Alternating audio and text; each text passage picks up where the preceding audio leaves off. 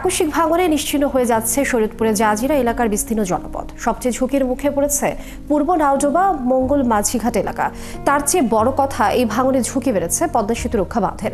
এলাকার লোকজনের অভিযোগ, এই ভাঙন প্রতি বছরের ঘটনা। তারা এর স্থায়ী সমাধান চান। শহীদুল ইসলাম পাইলটের তথ্য ছবিতে প্রতিবেদন। মঙ্গল মাঝিরঘাট এলাকার মান্নান মাতবর। এখানে 5টি ঘর ভাড়া দিয়ে তিনি সংসার চালাতেন। পদ্মার আকস্মিক ভাঙনে 5টি ঘরই চলে গেছে, তবে কিছু জমি এখনো আছে।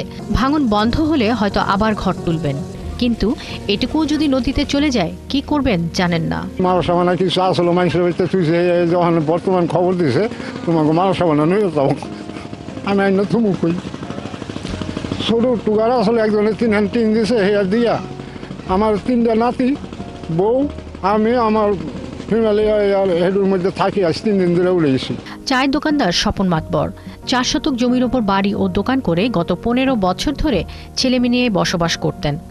এখন তিনিও নিঃস্ব, মাথা গোঁজা ঠাঁই নেই। এখানে ভাঙনে নিঃস্ব হয়েছেন 17টি পরিবার। তারা জানেন না তাদের ভবিষ্যৎ কি। আমি ঘরটা কই ভাঙছি কই উড়াম আমি এটা জানি না। অনেক ঘর ছিল, দোকানপাট যাইছিল, স্বপ্ন দিতে লয়ে গেছে, শুধু পরনের কাপড়টা পরে বেরিয়েছি।